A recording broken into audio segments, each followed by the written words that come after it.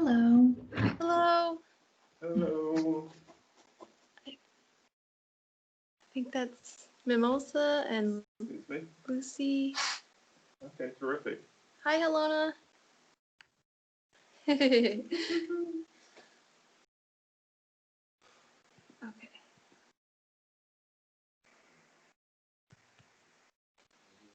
I'm trying. We're just going to start when everyone gets loaded onto the screen.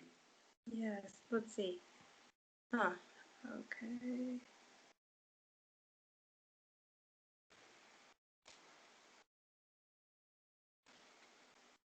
Okay.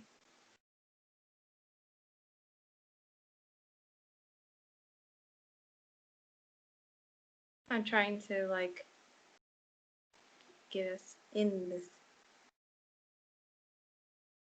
Okay. The tech is acting strange. Oh, We might, if you'd like to, we can start. we can go ahead and get started while the other ones load, or Let's, well, it's being recorded, so if anyone misses anything, they can actually just watch the video. that's right. We Okay. can start with whatever you want to start with first. Okay. Well, I don't know if I guess not everyone's here, but I wanted to start out with with the containment. So if everyone was on it, just say hello, fellow consciousness, and welcome to the first installment of Ask the Chief. And we'll see how this goes and see how many more we'll be doing. So to get started, I want everyone to just focus on, and you all, if you've had sessions, you understand containment. And I'm going to contain this format. And I would like everyone else to contain their environment, contain themselves before we get started. So I'm going to start now with containment.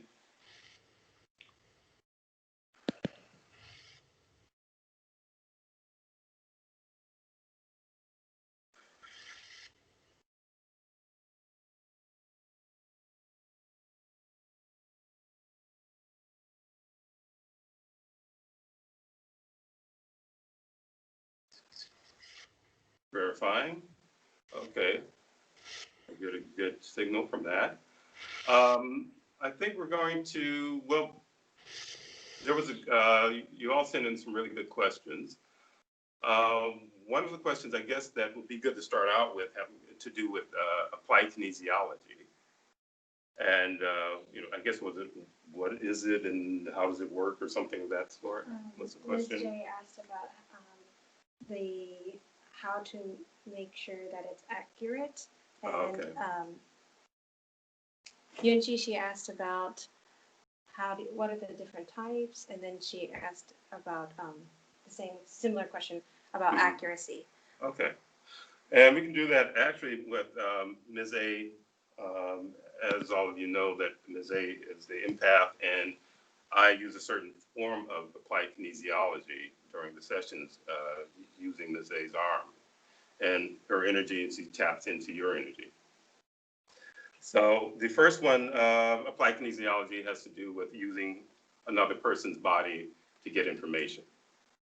And when I'm using applied kinesiology, I'm actually communicating, I'm actually bypassing the mind and the program of the mind and talking directly to the body consciousness.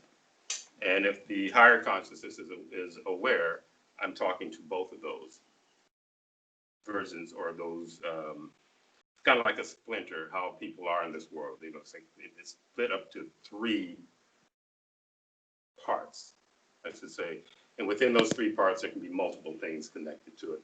But the part that has the most things that are connected to it, external, tends to be the mind consciousness, which is where things that interfere with how you think, interfere with your health, and so on and so forth, that's where a lot of that lies. So I'm going to use Ms. A as an example just to show the first form of applied kinesiology that I use. Okay, I'm just making sure we're in the camera. Okay, let me get to the other side of the table. Okay, thank you. And can you guys see us okay? Okay. okay. Okay. Now Actually, before I get started, there are other simple ones that you can do, and I've told, if not all of you, most of you, about using this form of muscle testing, which is also applied kinesiology, muscle testing, to get a yes or no answer for things.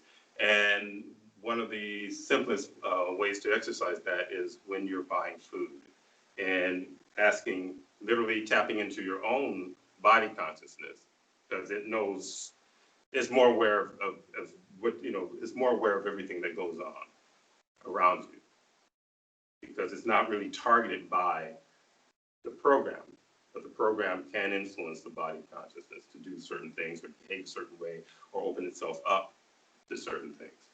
So this particular muscle testing, where I use either the ring finger or the middle finger to get a yes or no answer. So if I'm looking for a yes answer for something, generally the finger will release when I'm putting pressure. I keep this finger stiff, try to keep it from being pushed down. So I'm not asking any questions right now, therefore I'm getting a lot of resistance from this finger. So when I ask a question, about this one, will the form go off well? Oh, I get a yes. So it is not that I'm just, jerking around and I'm like, I want a yes, but the question that some have has to do with whether their intention or their intent or the desire to have something be a positive. Will they get an answer from a finger that coincides with their desire to have a positive answer? And the reality of the matter is sometimes it's true that, you have to actually do it enough to actually sense how the energy flows in your mind when you're asking the question. Sometimes if you're overriding your body consciousness to get an answer, you kind of feel it in your head. So if you're asking a question, for instance, having to do with just food, that's why I say start out with food, things like that, what to eat. If you're at the market and you're trying to pick between one thing or another, you're going to ask, okay, there's a tub of ice cream, dairy, is that good for me, or is my body going to react negatively to it? So you should generally get a no on that. You'll get a no. So you move to something else that actually is more conducive to the vibration of your physical body, and the body says, oh yeah, that one I think is fine, or I know it's fine. You'll get a release like such. There's another type of muscle testing, like kinesiology, where there's like to make your finger into a ring, like such, and putting the index finger either of the right hand or the left hand, depending on whether you're right-handed or left-handed, and you're going to try to pull to break that ring. So before you ask questions, you're going to make sure that you got this so tight that it really takes a lot of effort to break through it, like so. So you're going to get a yes or a no response from doing that as well. So again, there's a tub of ice cream. Is it, is it going to jive with my body's energy? And whenever I would ask something like that, which I don't, because I know what to eat, you get, it won't release. Say, okay, how about certain things, let's see, how about coconut water or something like that? Is coconut water something that my body will agree with? And you will get, if it says no, sometimes the body's allergic to things that other people aren't allergic to. But if it's something that's yes, so for myself, I ask, okay, is coconut water good for my avatar, for my body? And I get a release.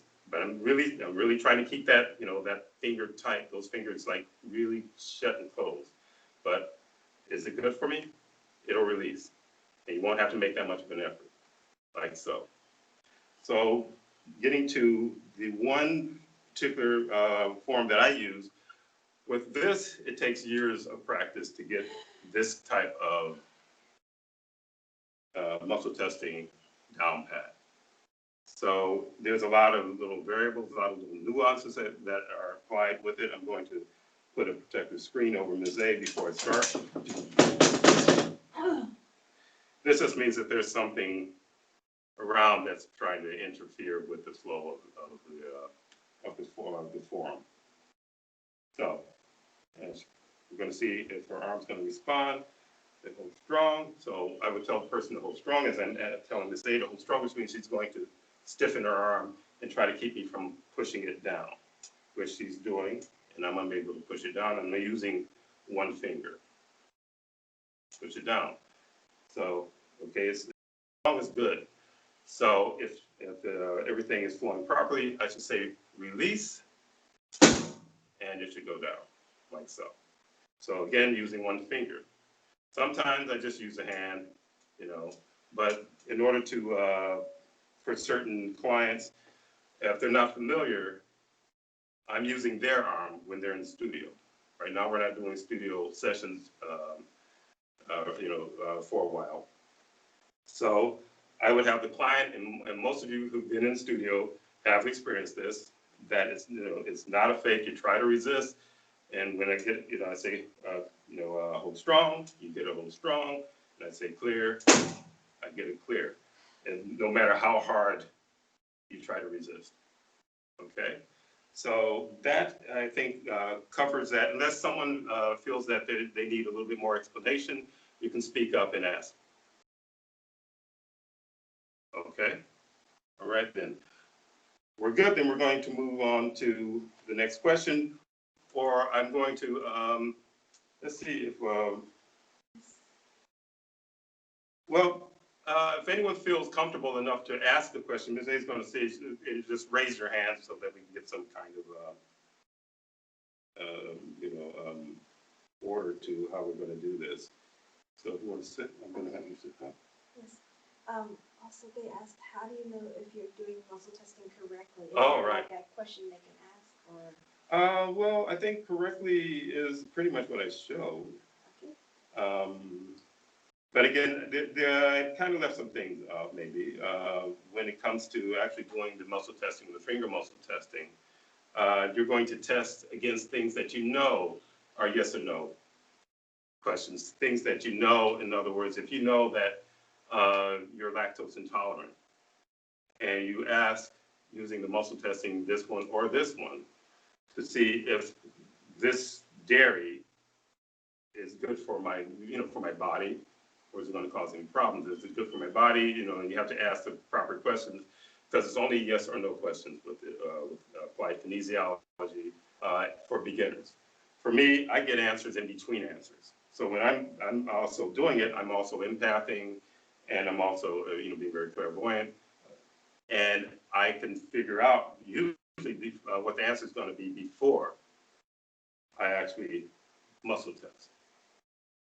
So what you're going to test to see if what the what your body, you're trying to connect with your body consciousness.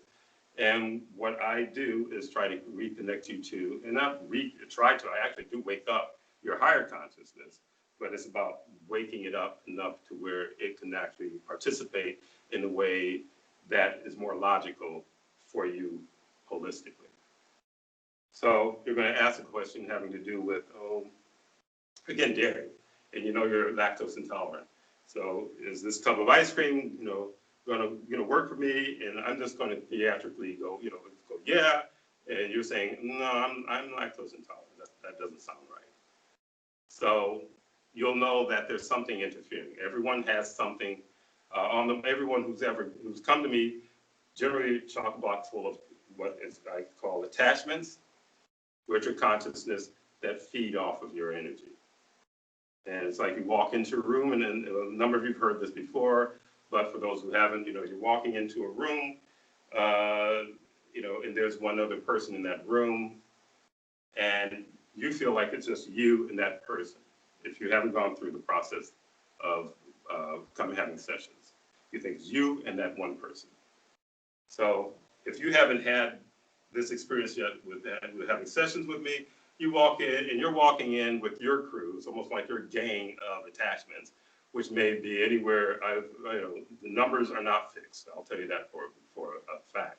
The numbers are not fixed. You may be walking in there with 6 different individuals around you, sometimes in the form of ghosts, other times just energy, consciousness that have never been human, but may have a shadowy humanoid form, or something else, because it's a very vast universe out there. So you're coming in with your 6, and you think this one single person is in there by himself, but he may have 10. And how you can tell that there's something going on is that you start to feel a little something before you even talk to that person. And it has nothing to do with, whether, she's a really good looking woman or he's a really good looking guy or something like that. It just has to do with your probably sensing what's on that person.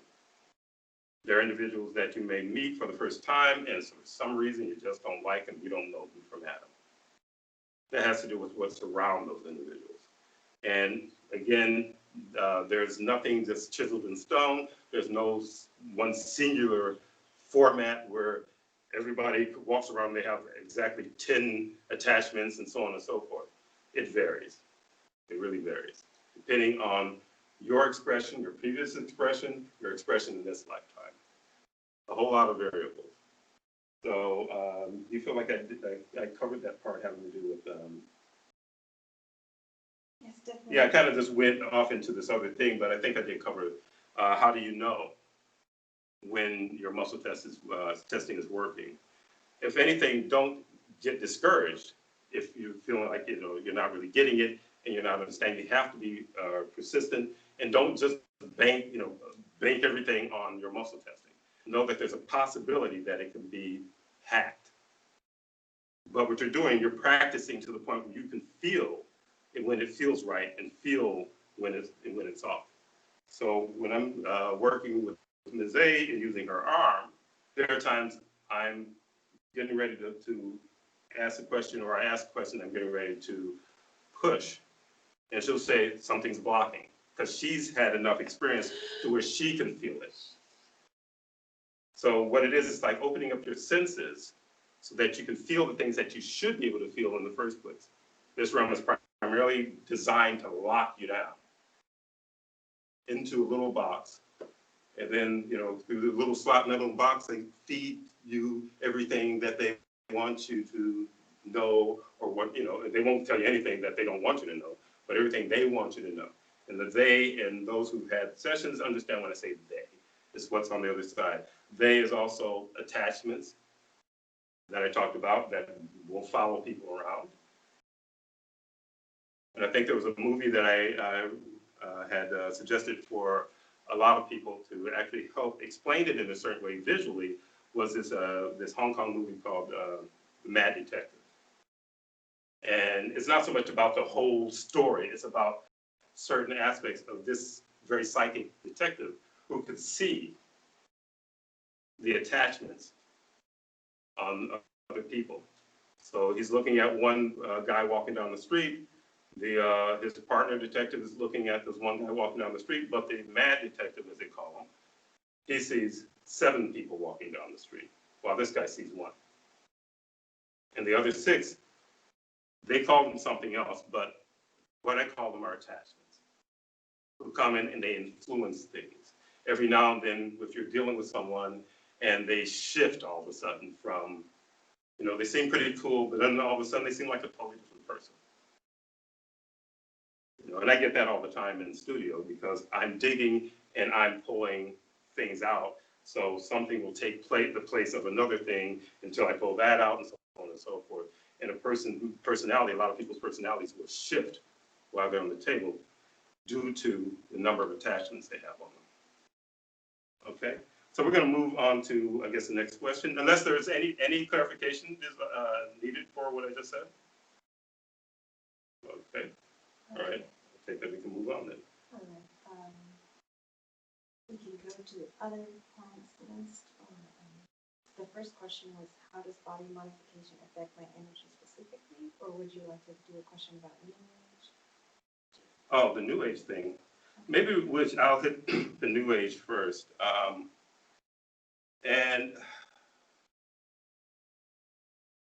there's a lot of buildup to actually get someone to understand where I'm going to go with this having to do with New Age.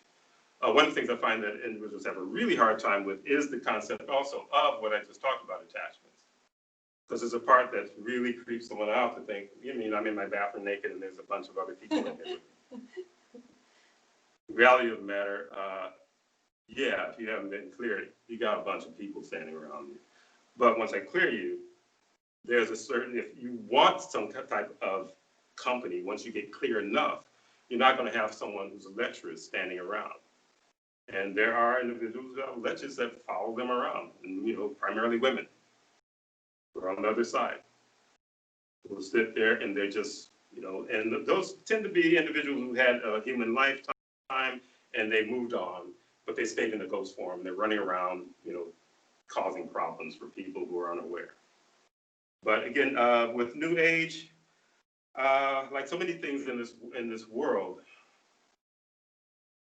as I described before, to get started, this world, this realm, is someone else's aquarium. And we have been dunked in, many unknowingly have been dunked into this realm. And I think with that, the same person sent the question that I can go along coincide with that, having to do with purpose. Everyone will say, well, what's my purpose? Or even why am I here? And I can answer those two, just simply because you've never had any real control over what's going on in this realm.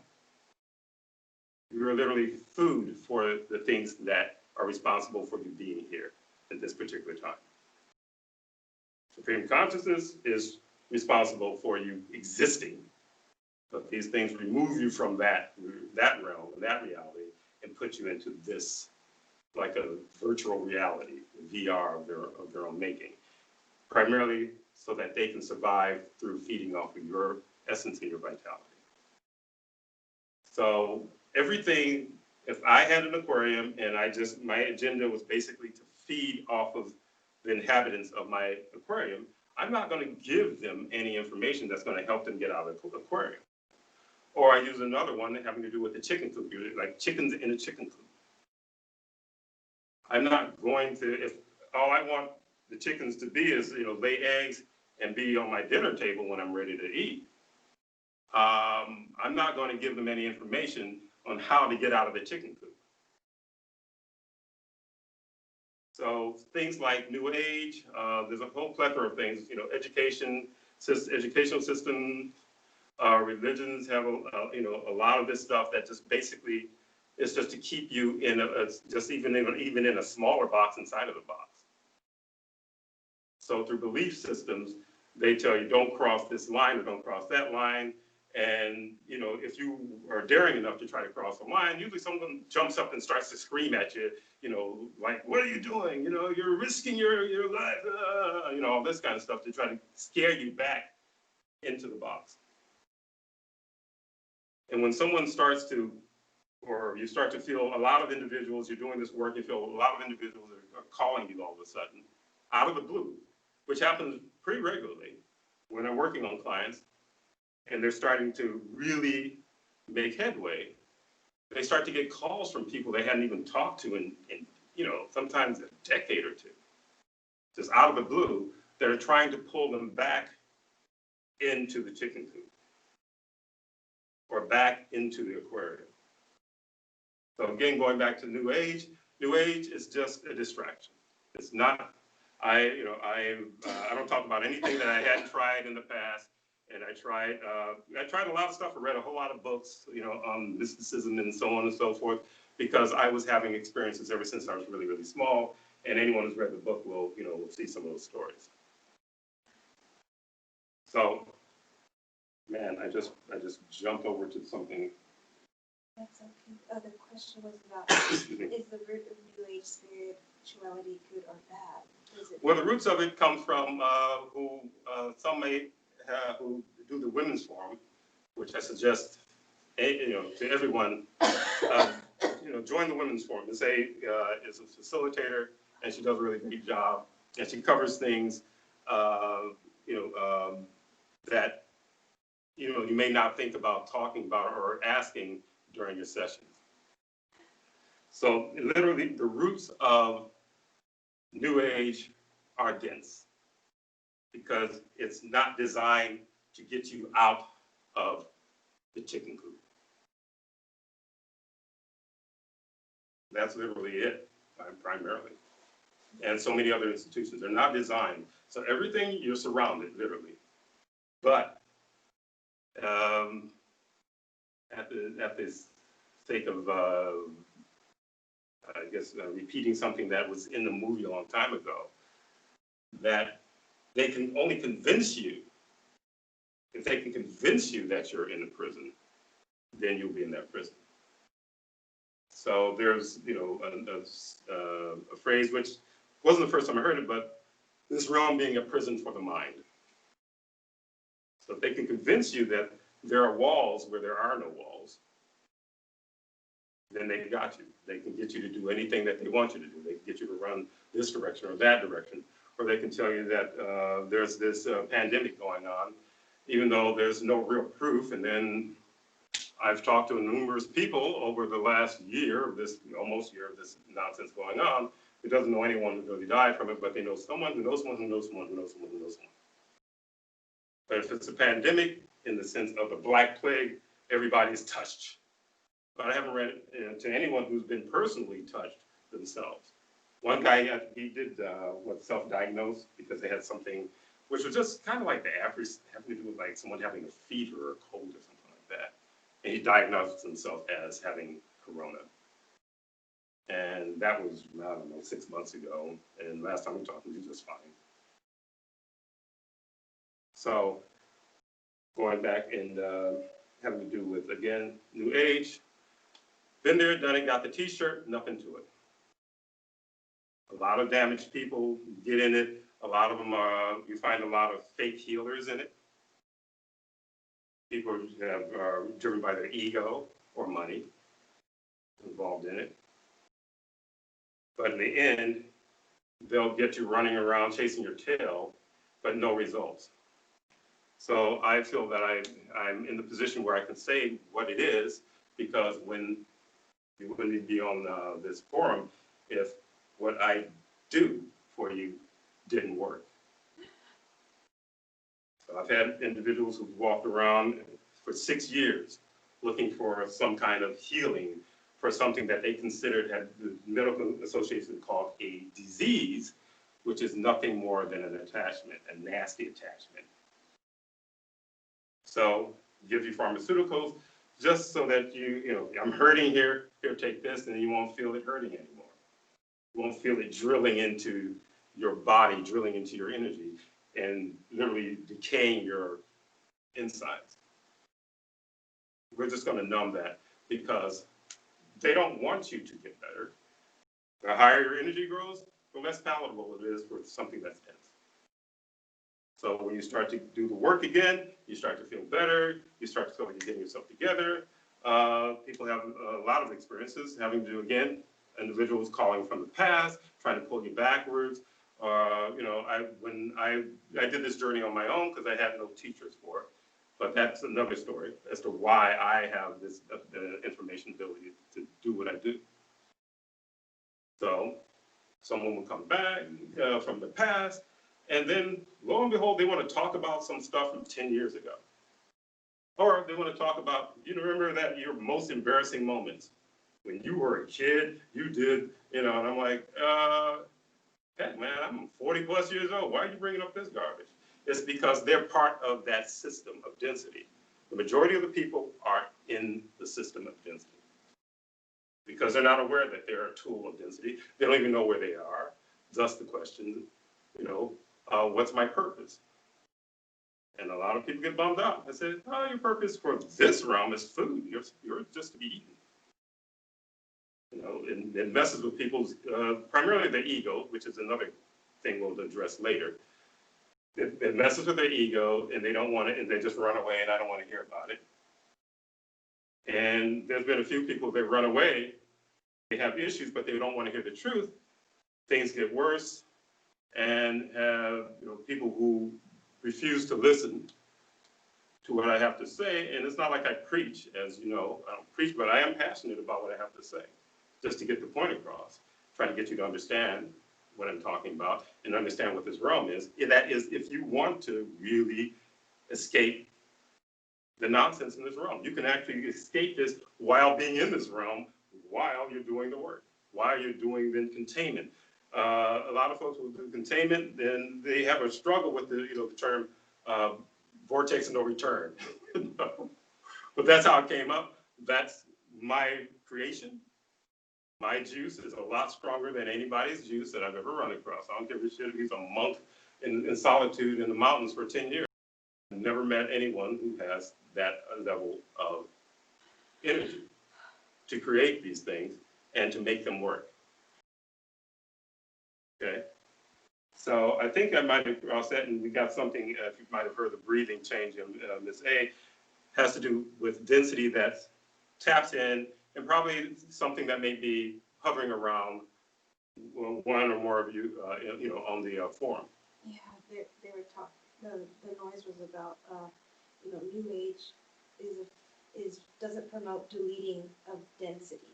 Mm-hmm. They just tell it to leave. But you created the vortex and no return, so this gasket was like, they don't want it to be known. Yeah,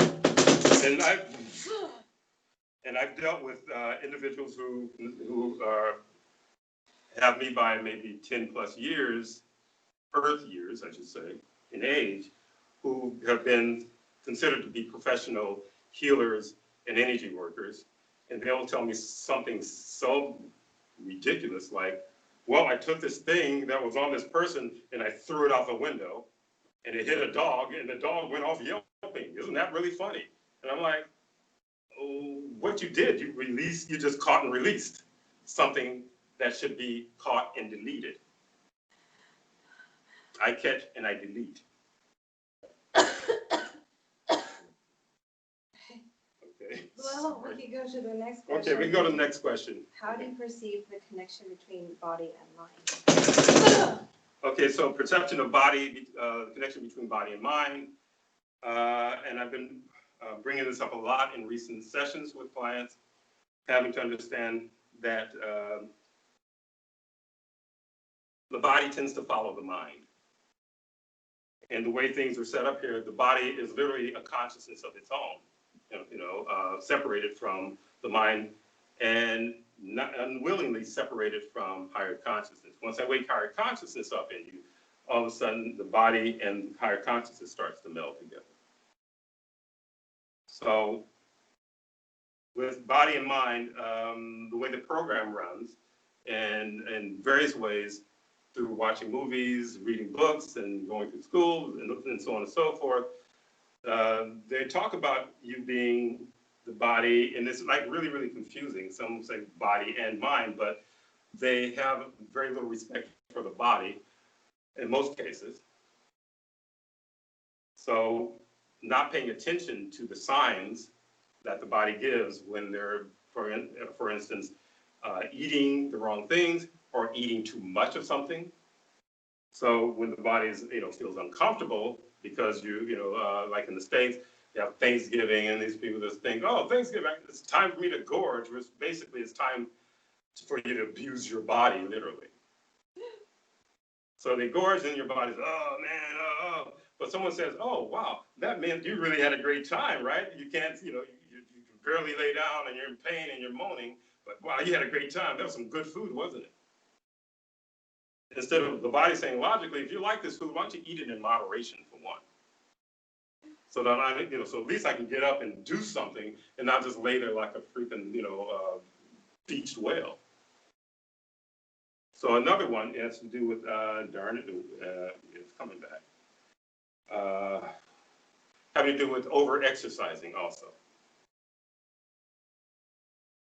So, and years ago, I had that struggle. I started exercising in the business I was in. Sometimes I would end up not being able to exercise for like a week or two because I had so much work coming through my business. So I would get back into it, and then I'd say, okay, I got to start, with less reps or whatever, or less push-ups and so on and so forth, less chin-ups and all that. But, okay, I'm doing 10 today. All right, let's do 15 tomorrow. Okay, let's do 20 the day after. Let's do, the next thing I know, I'm overstressing the muscle that wants to be rebuilt slower. And then I end up damaging something of muscle or pulling something in my body, which immediately, going back to attachments, they jump right in there, man. Anything that's a discomfort or an injury, they jump right in there.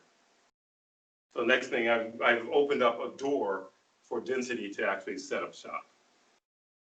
So with body and mind, the body wants to acquiesce to the mind, but it also tries to keep everything balanced. So its desire is to express as long as it can in the most balanced way possible, and the most, I wouldn't say just pleasurable way possible, but in the most balanced way possible. So again, if there, want a little more elaboration on it, speak up and just ask. Okay. Okay. So I know that there's a lot of information, and a lot of times, it takes time to actually absorb some of the things that I'm talking about. So yeah, there's a lot of times, even with sessions, after the session, I say, "Oh, any questions?" And a lot of times it's like, "I'm just processing." So that's fine. That's why we have all the questions written down, and we're just going to keep moving. And there may be some I may come back because there's some pieces to some of these that may come up that I feel that I need to add to what I've answered earlier to clarify certain things.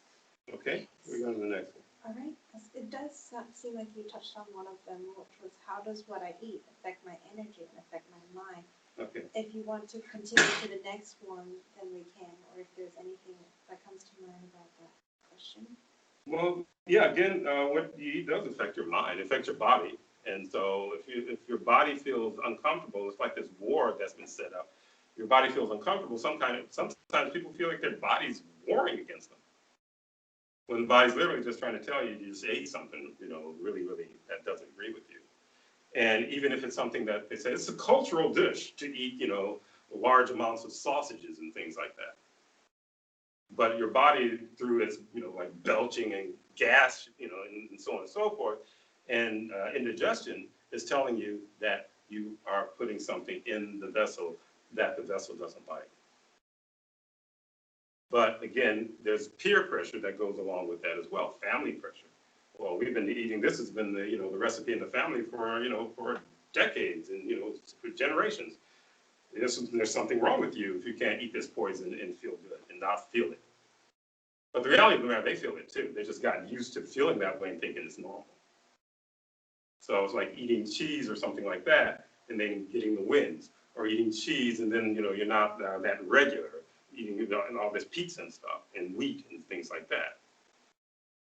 Because there's no one really tuning in to the holistic view of food, how the mind is connected to it, and how the body's connected to it, and the body and mind is connected to it.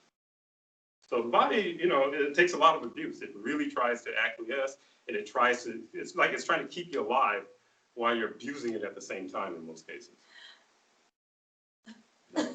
So it's like, oh man, this, I got this ache here.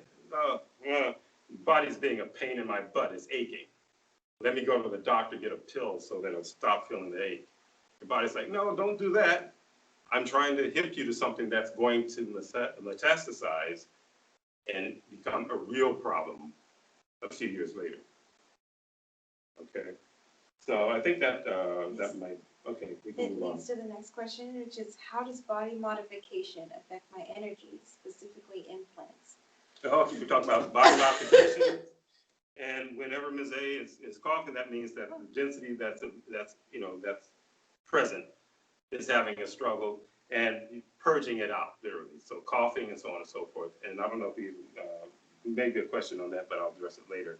But body modification, there's been a few clients who have had, body modifications. Generally, women are the target for that. So first they start out where you look in the mirror and you look just fine, but something's telling you that you don't look fine. So you go, you see, fashion magazines or websites and so on and so forth, with these models all made up and so on and so forth. You standing there, slim figure. I was in that business in advertising and design and illustration.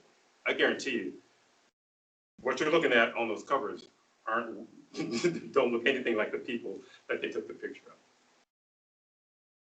They do all this professional makeup, and then before it would go into retouching, which they would do it by hand, but then when computers came in, they started doing it through Photoshop, which means if they want her to have a higher cheekbone, they can do it in Photoshop. If they want her to have a slimmer waist or Barbie waist, which is totally unnatural, they slim down the waist. If you ever met the real model, there's a good chance you might not even recognize her. So they use all these things to attack how a person feels about themselves. They do it with men as well, have them do muscle mass and all this other kind of stuff. Do you look burly enough, or you look manly enough, all of that. But with women and men, generally looking in mirrors, which we know about mirrors, anyone who's been in the session with me, that mirrors are doorways. Containment is very good for mirrors. Before you even look at it, you're containing with the intent that I'm blocking out whatever it is that wants to jump out of that mirror and interfere with my day, interfere with me in general. So we were talking, I'm going to go back and refresh the question here. Okay, it's how does body modification affect my energy specifically? So body modification had clients who had gotten breast implants, which stems from this program. You're not pretty enough, you're not good enough. Here's the model for what a illusion of perfection, because perfection doesn't exist, and it really doesn't. But the perfect woman, or the perfect guy is supposed to look like this, and and so I said, well, my breasts that function just fine, but they may be small. I think I should try to look like these people so that I can look like I am amongst the perfect. So what happens with breast implants is that you're putting a foreign object in your vehicle. Some individuals don't even relate when they start to get a certain type of illness after having these operations done. Because they'll go to some MD or some, let's say, system programmed individual who will just lead you away. The guys who do the plastic surgery, some of them I think in England are forced to give you a leaflet that tells you the possible side effects of putting these implants in. And they said, but it's not proven, it's not proven, it's not proven, when it's been clearly proven. I mean, I was reading this stuff 40 years ago of women putting this in their bodies, and then first it was silicone, and then their immune system was shut down, and a number of women died from it. So they said, okay, we're going to put saline in there, and that ought to fix it. And so they convinced a lot of women to believe that saline implants were safer, when in reality they weren't any safer, because what they have it encased in is some kind of petroleum, rubber, plastic type of material, which again is foreign to your physical body.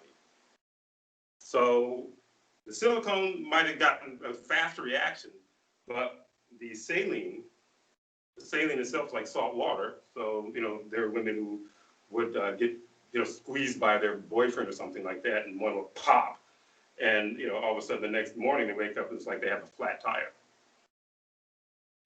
So what happens with this is that, again, the packaging, the petroleum, leaches into your system and starts to throw everything off.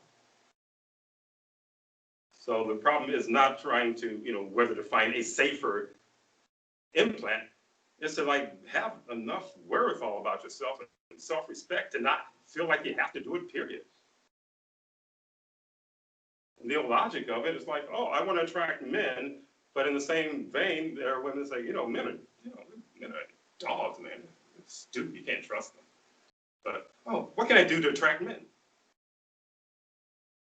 It's like an illogical deal, totally illogical. So was there, I think I've covered it good enough for now, unless you have another question that you want to ask having to, pertaining to this. Um, Hi, Chief. Not specifically regarding body modification, but in regards to surgery. People have to go in and get surgery for health reasons, heart bypass, or just something happening with their colon, IBS. And we know that I understand that it happens due to attachments, but Right. the condition may have been exasperated to the point where they feel like that's their only option. How then does someone recover past a health-based, not a body modification type of surgery? Okay. Well, I've had individuals who've come in after having surgery because, surgery is like cutting out one little piece of something, thinking that that's supposed to fix the whole problem. One of the things that happens with surgery, as soon as you get an injury, which is what a surgery is, cutting into your body, the number of attachments that I found on people who've had surgery, and I can point out the point, I said, you got like a lot of density here and some major attachments here. You have anything, did you have surgery? Oh yeah, I had surgery where they got cut. And what it is basically making your vehicle vulnerable, density comes in. And yeah, and you're correct that you could bypass heart surgery and all that if you pay attention to your body.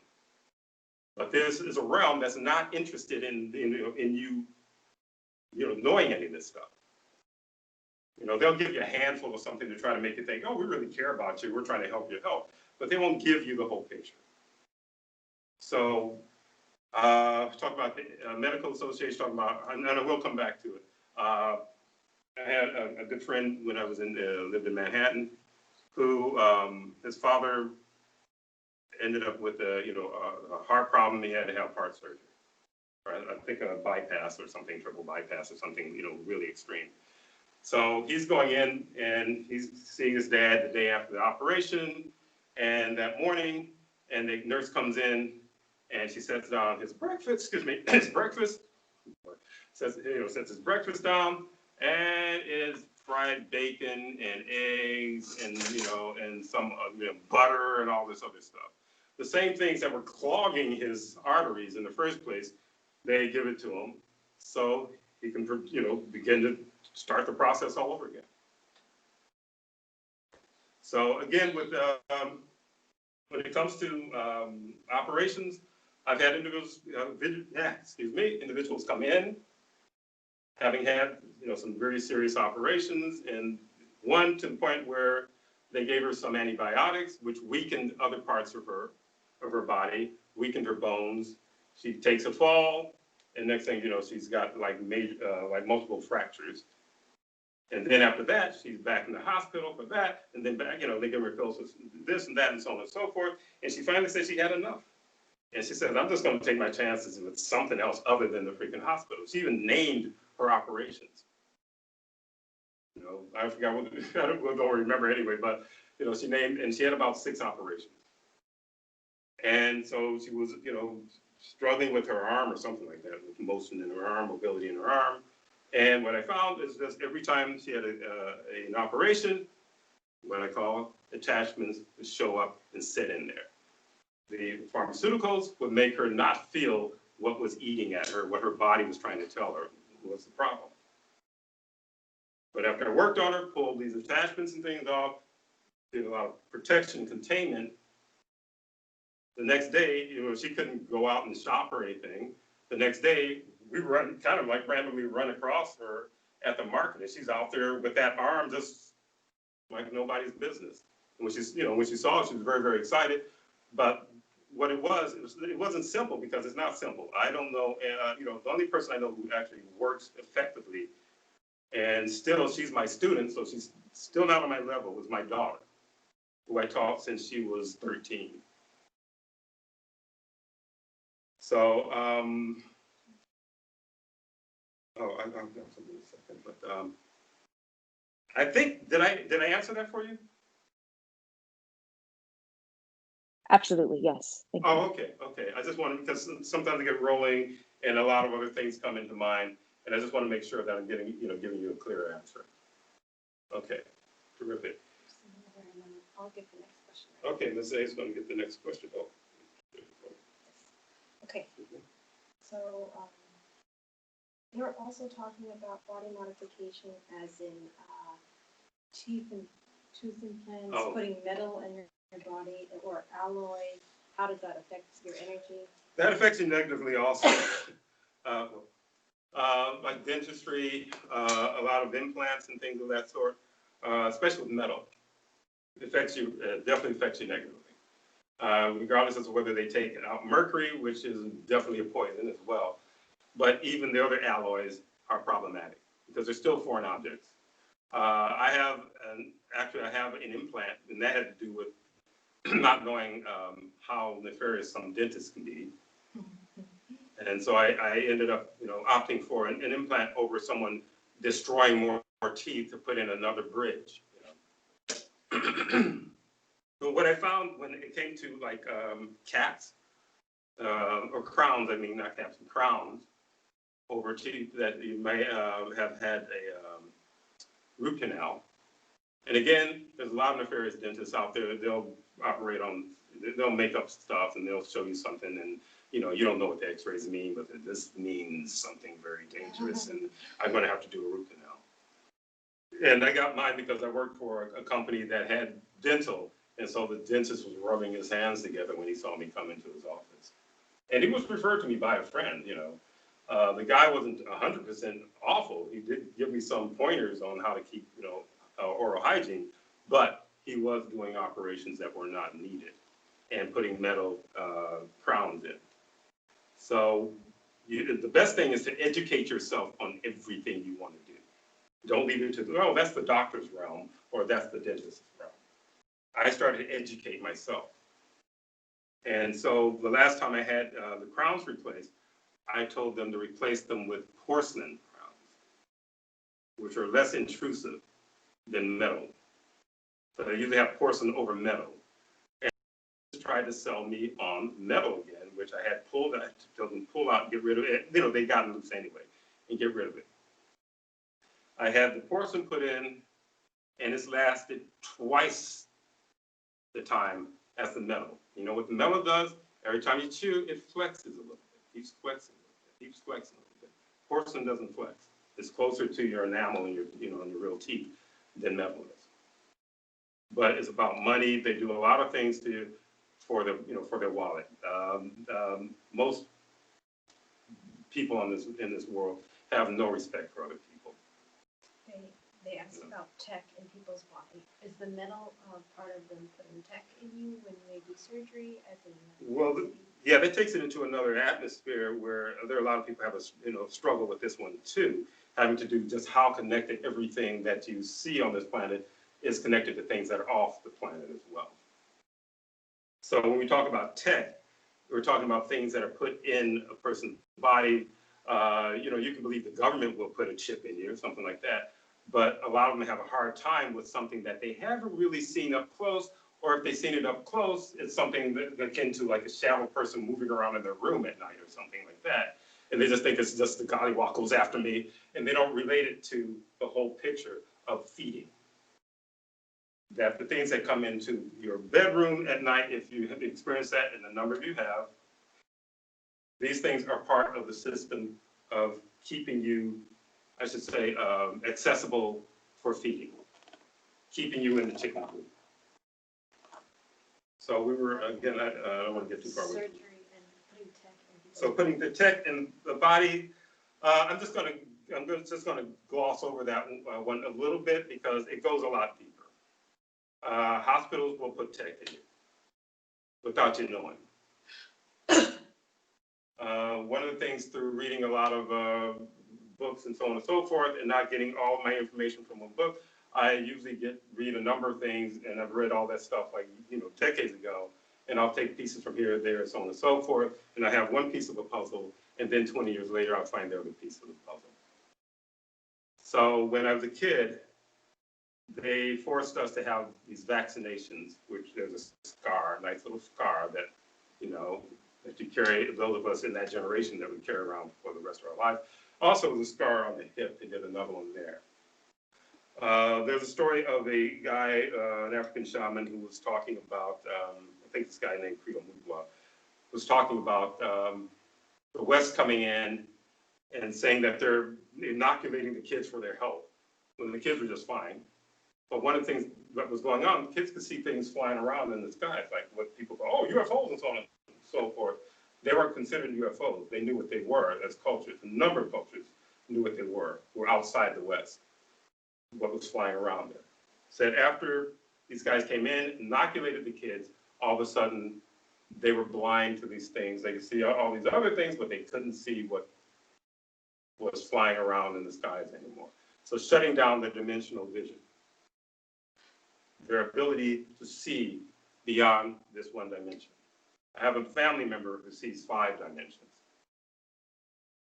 And she had a major struggle growing up into an adult because she was seeing stuff that no one else saw, but I could feel what she saw. So I was the one who said, you may think I'm crazy. I said, I don't think you're crazy. I can feel it. And she's the one that told me years ago, she said, a lot of people think that they're alone when they're in a room by themselves or in their apartment by themselves. She said they need to think again. There's always something walking around because you are food and they're always going to be feeding on you until you learn how to stop them from feeding on you. And one of the basic exercises is containment. I have various levels of containment that I use, but basic containment that I teach my clients works. And most, if not all of you, have sworn by it. You can tell the difference, even in the sense of containing. Did we talk about food other than? Talk about food other than that? Well, in other words, that contamination in this realm is all over everything, literally. So when it comes to food, not only muscle testing on food, you contain that stuff with your intent. What this realm wants you to believe is that your mind has no power, that you're a victim of whatever is out there, and you're just a victim. You have no control. And you have no control because you give away your control. And it's not that because you're stupid, it's because they've been grooming you to do this from the time you're born to the time you are right now. As you have no control, I have a lot of family in Christianity, so I know that better than a lot of these other religions. I'm aware of the other religions, and they're all part of the system as well. But in Christianity, you always had to give your freedom away. Give your power. I shouldn't say freedom, give your power away. You're never giving your freedom away. It's all in God's hands or something like that. Or, ask Jesus for this or that, and so on and so forth. And, you say, well, have you ever met Jesus? Oh, the reverend, sometimes they get up there very cocky. Yes, I did meet Jesus. I've met God, and so on and so forth. Well, he's just another, fake. One of the things I found and one of the complaints I've had from family members who were in that system of the church, they were going from one pastor to the next because they were looking for something really truthful, but then the pastor would always get into this competition with another church. Let's build a bigger church. We need more money, money, money, money, money, money, money, money. It became more money than spirituality. So anyway, I digress. I'm going to move back to, I asked, that's part of the question. We can go into it.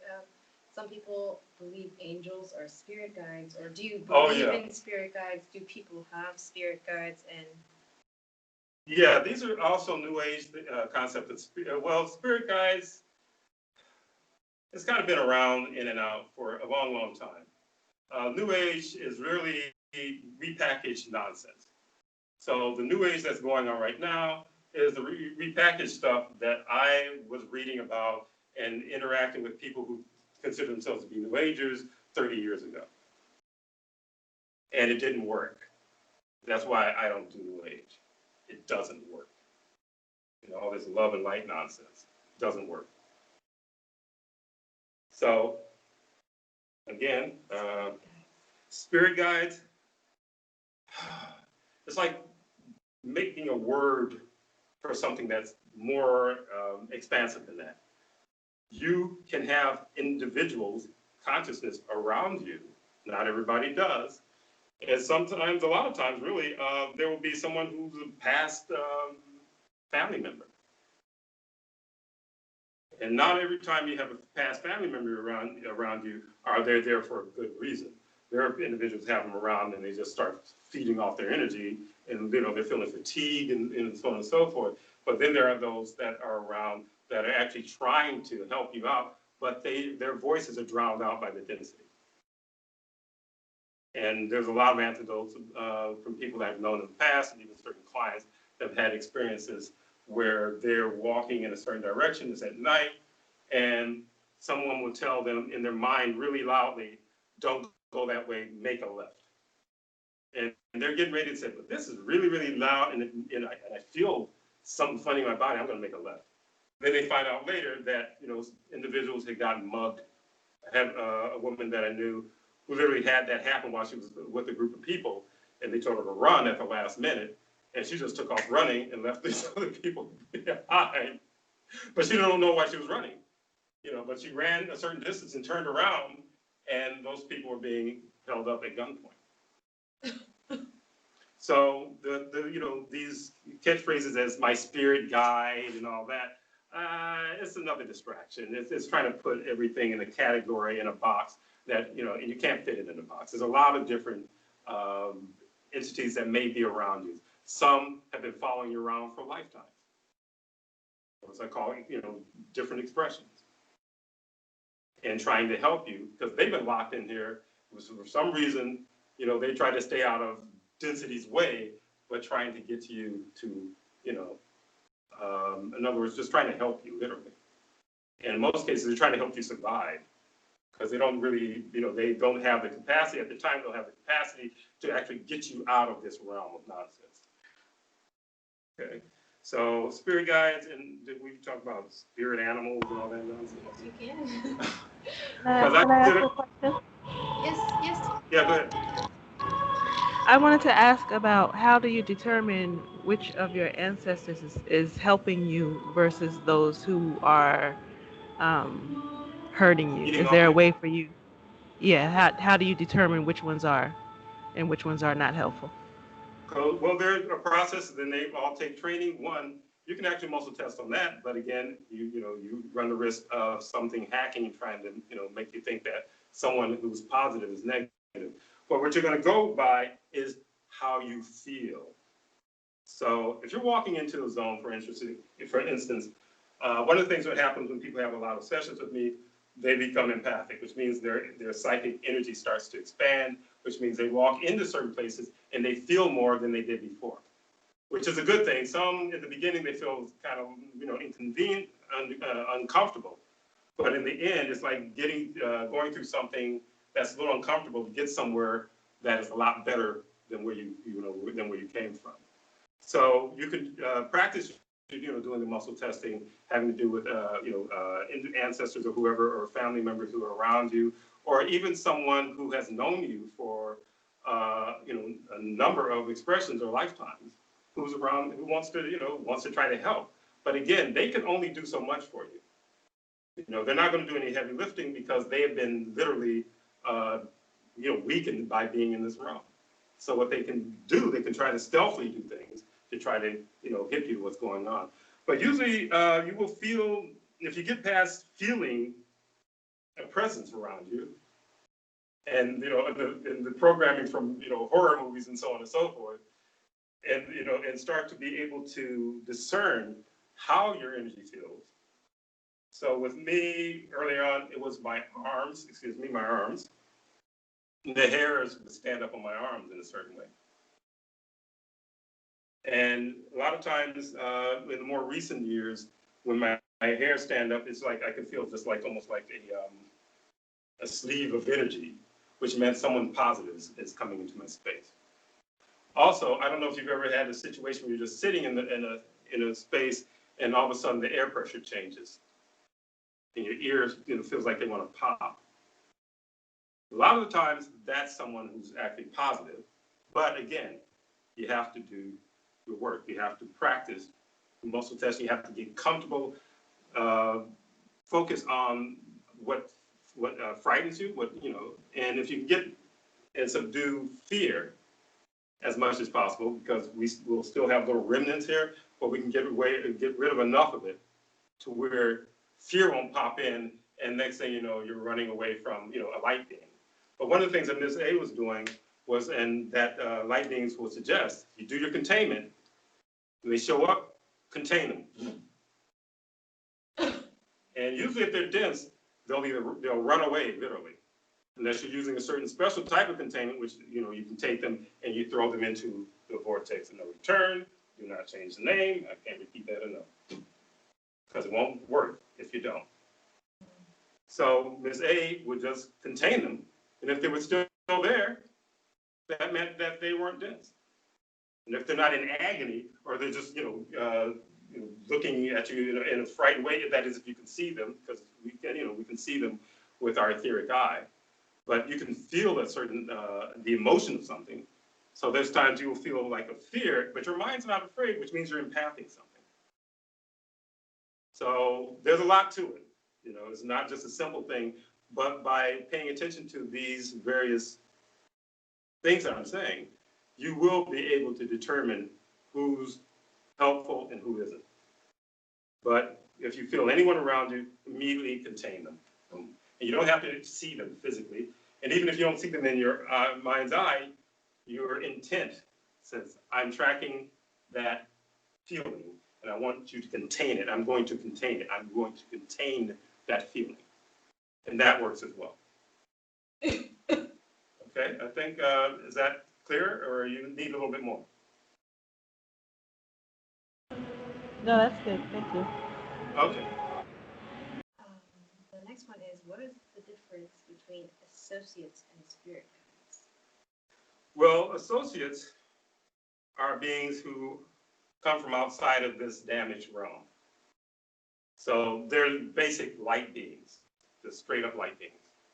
And they don't come in as ghosts.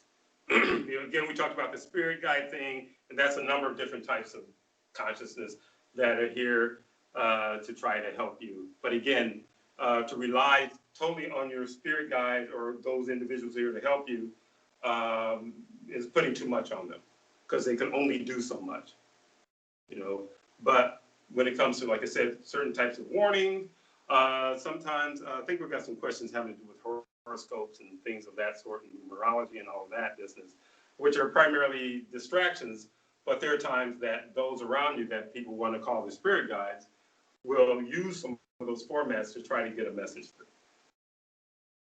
But in totality, all that stuff is basically, just busy work just to keep you off, keep your mind focused on something over here when you should be looking at something over here. All right, is that good? Sure. The next one is about, does anyone else on the planet have associates like you do? And what do associates really do? Well, associates, this, goes into another area. I'm the only one that I know who deals directly with associates. The work that I do, because the work that I do, no one else can do it. And granted, and I guarantee you, there have been people who try to find someone to say who does what you do, and I say I doubt it. I work in a more holistic way. I can work here, ground zero, Earth, but mine goes out into the universe. So things that I know, I'm not going to be able to even tell you, but I can relay to you, and that's where I get information. That's my connection for certain information. That's why my work works. That's why I have 100% success rate. Because my work is not just earthbound. And that's the problem with a lot of healers. Those who are even effective healers, their work is earthbound. Which means the concept of even being able to delete a dense entity doesn't even cross their mind. There's a number who just ask them politely, can you please leave? I've had clients who come and the way that I deal with it, those who've been in session with me, how I deal with it is not so nice. And they will say, well, I like the way you deal with it. You tell them, get the hell, and then you grab and you throw them. And I've had these things where I've gone to, groups and they've gone, can you please leave? Can you please? It's like asking a mugger to please give you your money back. Density doesn't give a crap. That's why the New Age love and light crap. It is crap. Besides, love is just another trigger word also because it's used in all kinds of negative ways as well to manipulate people. But anyway, I'm going to come back to. Would you like to go to that? Loaded words? Loaded words? I just want to make sure that I covered the previous question. Yes, they asked if, can anyone ask for Oh, associates? How yeah, I didn't finish. No, not everyone and anyone can ask for associates. So there's a whole, because what's going on is a mission that involves a lot of consciousness in the universe that's converging here. And what they understand, when they look at you, they see a damaged consciousness. Because you've been immersed in, Ms. A mentioned on, I think, maybe one or two of the International Women's Forum, that you are in the septic tank here. So they're coming from not being in septic tank, and usually what do you see in septic tanks floating around? It's like, oh boy. And that's what we've been swimming around in this realm. So their energy is pure.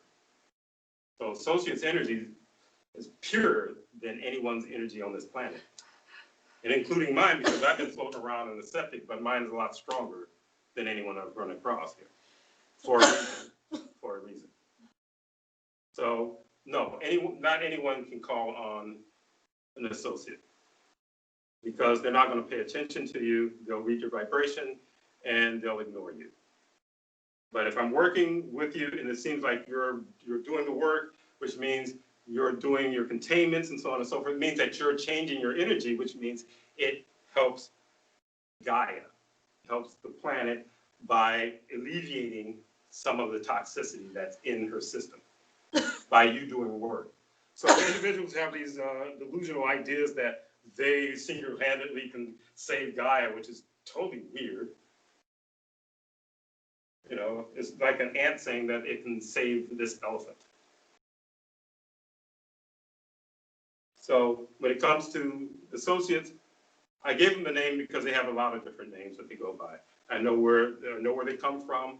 I've interacted with them for over 10 plus years. But certain things are happening now. They're more to the fore. And even within the system, they're trying to get you to look this way when there's all this extreme stuff going on and trying to not allow you to realize that a lot of this stuff is coming from out the atmosphere, outer atmosphere. And a lot of individuals have seen things changing in the atmosphere out there. So again, you're hearing their exasperated sounds. It means when I give information, it says empathing. And it's upsetting them. Like, I care. Anyway. Here you go, my arm is standing up. But this leads to the next question. You talked about how associates, they vibrate at a totally different level. Yeah. And when they see people who in this realm, they've lived in the septic tank. And the next question has to do with how the humanoid body has been modified by density. Oh, okay. Their eyes and yeah, just literally, again, something that would never be approached by New Age and all these other so-called disciplines. Because they're all fed to you by density on the outside. As far as like, read it again. It says about humanoid, you talked about how associates, they vibrate differently. So right. Even the body right. has been modified by density to vibrate low. So if you want to look at it in a way, I like to put pieces together of things that exist in this realm. Because there's this propensity for people to be tunnel vision, compartmentalize everything in their head. That's what schools do, put you in a box. you know, and this is all there is in this box, and or even certain things, even with history and so on and so forth. This is all there is, or speculations about the universe. This is all there is, and then 20 years later, it's like, oh, we thought that's what that was, but we changed our mind. So when it comes to your physicality, to be here, they have to lower the vibration of the genetics of the humanoid that they want on their farm. So it's no different from when certain farmers get together and they create these hybrid chickens. And I have a sister who has a farm, well, it's getting it together, and she has a lot of fowl. And so she's done a lot of research, and there's certain chickens that she has no desire to deal with that are hybrid chickens, because their lifespan is a lot shorter than the chickens who've not been modified. So these physical vehicles have been modified just like a hybrid chicken. So what happens when the hybrid chicken lays an egg, it has another one, it's basically duplicating the genetics, the flawed genetics of its parents. So with that said, doesn't mean that you have to stay in a low vibration. That's what my work is about. And that's why I say it's holistic. It has so much to do with how you think. And I've had a little bit of a battle with some individuals because of their density, that they didn't want to hear me talk. They just want, I just want you to clear me, man. And I'm like, okay, it's your dime, but you're tying one of my arms behind my back. You don't want me to do what I do. And then you're going to start complaining because you got this problem, you got that ache, and so on and so forth, because you insisted that I don't do what I do. When you don't know how I do what I do. And I'm talking about people whose asses I saved. Fortunately, none of you are in that category. But individuals whose butts I've saved, but they don't come and tell me how to do my work, when they don't even know anyone who can do what I do. So I don't want to digress, but get back in. It was about modification as well as like the eyes, the ears. Yeah, so everything about us, about these vehicles, to say about us, but the vehicles have been modified, including your eyes, everything. You know, so when I say everything, but some people, what do you mean, what about eyes? I said everything. Everything has been modified. So they manipulate the mind so that what they do is stays fixed. But if your mind is free, guess what? You start to change. Your body starts to change shape even when you start to free your mind. But I'm not talking about just free your mind sitting in meditation and then just, you know, whatever comes in, because you're dealing with a realm that's talk about fluid density that sits around while you're meditating. And a lot of times they want to have fun with you. You know, they'll send your thoughts off into all these other weird places or whatever. Or they just let you sit there and, you know, you think, well, I'm cleared, when you're not cleared at all. Because you're meditating, you haven't been cleared properly, so you're meditating and you're sitting there with all, you know, sitting there with their 10 attachments sitting around there. And say, yeah, you know, let's just take pieces off of him while he's busy, you know, meditating. And then when he finishes meditating, the game starts again. We start aggravating his life again. Or her life again. So again, I feel like I keep going. I'm going to come back to talk about the eyes and the ears. You have lots of it. Oh, with the eyes? Yeah. Seeing things that aren't there. Yeah, we've had situations where the density wants to really mess with somebody that maybe they're afraid of, because maybe you're an older consciousness and your energy levels are higher. And with older consciousness, they tend to want to find out more. They really have a hard time with just sitting in this and accepting that this is all there is. So there are a number of things that they'll do through the modification of the body, and some is distorting vision, which means seeing things that that is there, but other people don't see. So you'll turn and tell your friend, hey, you know, do you see that person standing there? No, I don't see it, you know. Or if there's somebody who's just a total straight up, NPC or non-player character or a drone of density, their play is going to tell you that you're crazy because, well, I don't see what you see. I said, well, maybe you're crazy and maybe something's deficient about you that you don't see what I see. But that's one of the games also. And Ms. A has experienced it. I've experienced it in the sense that years ago with seeing ghosts or something like that, And I'm watching someone even like a doppelganger dancing around in my living room, and I'm driving down the driveway, and I'm telling my daughter, "Hey, your brother in there. He looks like he's having a good time." And she goes, "Okay, I don't want Dad to think he's crazy," so she didn't say anything. She goes, "Oh yeah." So we get in the house, and the brother's up in the up in the bedroom. I said, "Wow, you got up here fast, like you're having a good time down there." He said, "What do you mean I had a good time down there?" So I saw you down there dancing around the living room. He said, I've been up here for like hours. So if I was weak in my, in my sense of myself, I would have assumed that maybe I'm losing my mind. But I knew I saw what I did see. But also I was already on my way to understanding these realms. So again, with eyes, there are stories about people who see, extraterrestrial craft, like in broad daylight in the sky, and they look and they see it, and then they say, hey, and the other person said, I don't see it. I said, I see this as clear as day. There's something there. I know I'm not crazy. But then they start to doubt because all the others are going to go, I don't see it, but maybe you're crazy. So the modification of the vehicle is also used as a means to just literally, in other words, they like low vibrational emotions, insecurity, fear, hate, jealousy, all of those things. They love that stuff. It's like, a cherry on the top of whatever it is they're eating off of your energy. So I think there's another one, but I'm trying to, having to do with ears and hearing things that other people don't hear either. And that's just, vibrational depends on how you're vibrating, depends on what you see, what you hear also. So there are times I hear what we consider etheric music. And I will ask, Ms. A, I said, do you hear that? She said, no, not that particular tune, but I hear this other tune. So depending on what your vibration is, what you hear also.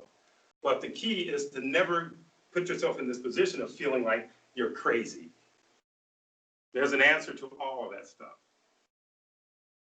And the individuals who are going to tell you that you're crazy, they are programs. They're what we call non-player, characters who run a program. Their program is to help keep you shut down and in the chicken coop. You had a comment recently. Which one? And it had to do with hearing things. Let's see. Refresh my memory. I heard something, but you didn't hear it. But it was a strategy of density. Oh, okay. Yes. Well, actually, that happened. Do you remember a couple months back when I was talking to one of my sisters, and this is one who sees a lot, and we're having just this general conversation, and and she's an old consciousness, so which means there was a lot of things that were interested in her on the other side. I taught her. She finally, after decades, started doing the work that I expressed to her, and things got better, like really quickly. But we were talking about something, and then she said that she heard me distinctly say, "I know you." I'm sorry. Excuse me. I know that you watch, that you listen to news on the radio or something like that. She said, "Oh, so yeah, what about me listening to news on the radio?" I said, "I never said that. You listen to news on the radio." I said, "I did say something else, but it wasn't that." And Ms. A was sitting there right next to me at the time, and I never said that, but they messed with her ears and they messed with whatever she was hearing. And it's happened a number of times, and it happened recently, as Ms. A was talking about, recently, where I'm talking to this person, and he's got hacked or something, and he says something to whatever I was telling him, and he responds in a very belligerent way towards me. But all I hear was this rah, rah, rah, this garble. But Miss A heard exactly what he said. And she, in response, she lit into him. I'm like, what did he say? I didn't hear what he said. What did he say? But literally what he said was, it was like he's picking a fight with me over something he knows jack about. But he had gotten hacked. But whatever was hacking him also was screwing around with the technology. And we've had those experiences, even I think a couple of the women's forums back in the early ones, where they would hack the feed. So there's times that, she couldn't get to, couldn't hear her, and there was these problems, and I would have to come in, and I'd have to find the source of what's hacking the feed and remove it. And as soon as I remove it, all of a sudden, everything's fine, everybody can hear everyone. So we talk about hearing, it has to do with the manipulation. You're in their aquarium. They have everything set up for them to tweak whatever they want to tweak on you and get the results that they want to get from you. Because, again, they've locked down the mind through all these other systems. But when you start to, again, try to expand outward, because there's a part of your higher consciousness that is awake, maybe drowsy, but at least it's awake, that's telling you there's more out there than this. There's more out there than this. And so you start to look, and then these, this stuff happens again. People start calling you that you never called you before. Or all of a sudden, a family member who drains the hell out of you, they start picking up on their calls and calling more to drain you, to pull you back into the chicken coop, literally. I was going to go somewhere else with that, but I think I kind of missed that turn. That's great. Okay. If anyone has a question, or I can keep going with the Yeah, any questions? Yeah.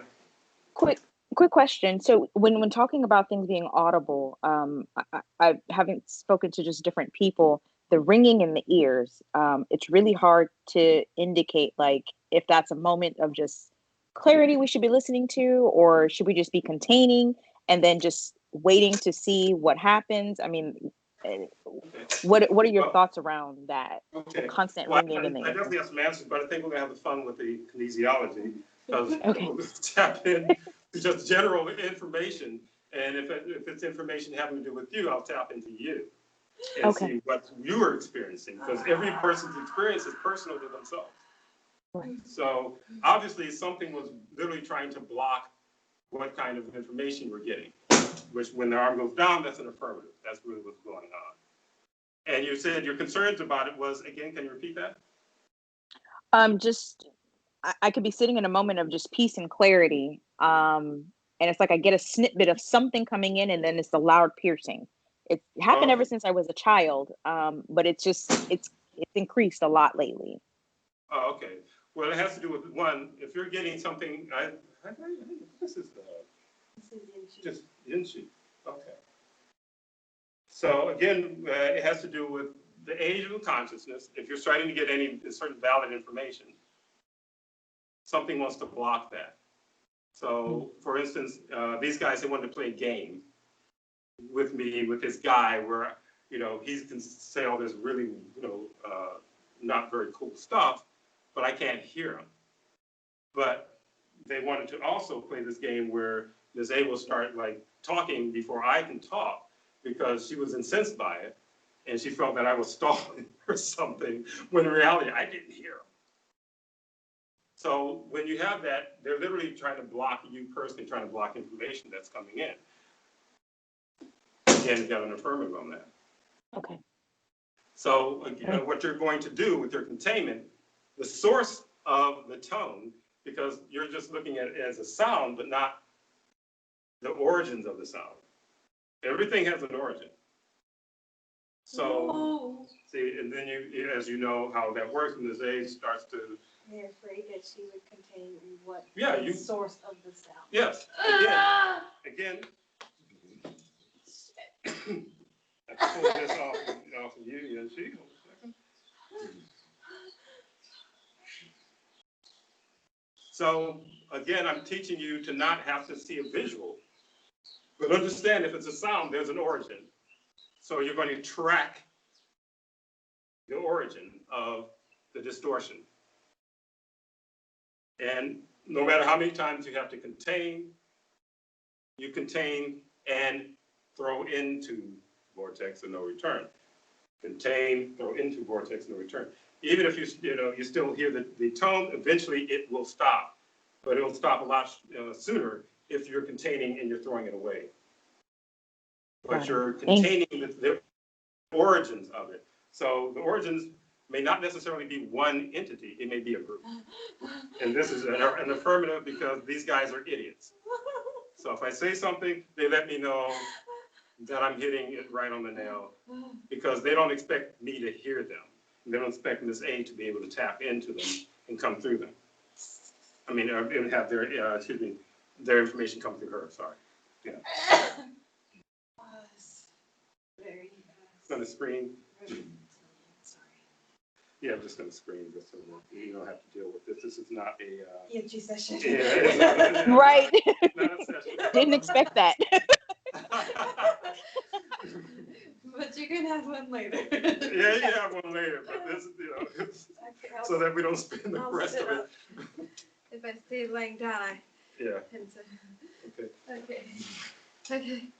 Oh.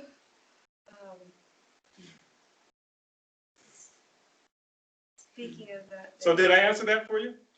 Yes, that was very helpful. Yeah. Okay, okay, great. All right. Okay. I guess the next question was about containment and how does it work? Whose energy are they using their own energy or your energy? That was the question. Oh, okay. With containment, I think I did talk about, well, I started out talking about containment.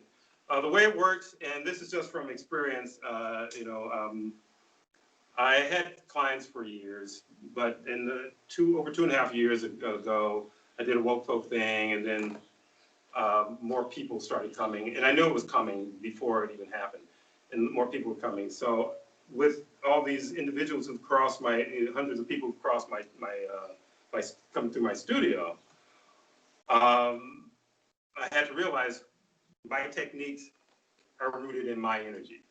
So when you're using my techniques, literally, I'm lending you my energy. People who tried to do it themselves, they changed the names of the process. So someone was like, okay, I'm doing containment. I said, so what does your containment look like? Does it look like anything I told you? And, because they're having problems.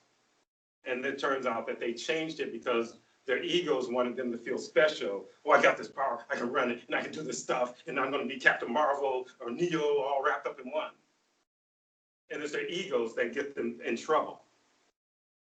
So with me, I don't have an ego behind this, but I have to be stern about it. If you want this to work, you do what I tell you to do. If you have a problem with me, doing what I tell you to do, find someone else who can do what I do, and I guarantee you won't. But people run out there and they say, I'm going to find someone else. Say, goodbye. Then they come back about a month later. Can I have a session? So anyway, having to do with, again. Well, the next question was about can containment tools be revoked from those who are no longer clients? Yeah, and because I don't work alone, we talk about associates, they work with me. So I have influence. I ask them if they want to volunteer to help someone, and they'll say either yes or no. And if they say no, I say they don't want to help you because you're not there yet. So the reality of the matter, individuals who try to do an ego number, they're amongst the healing community all over the place on this planet, where there are a bunch of people who don't have any juice, but they're trying to steal everybody else's techniques that don't really work. But they're trying to package something because they know the general populace doesn't know whether they're coming and going when it comes to this alternative healing stuff. But the only way you know is then you run into somebody, whoa, that actually worked. But a lot of them give you a lot of lip service and then tell you all this stuff where you're doing something wrong, that's why you're not getting it. Granted, people do things that are wrong, but I'll fix you, you feel it. when you're doing something wrong, you're just reversing the process. You never go all the way back to square one, because the things that were causing the problem in square one, I deleted them.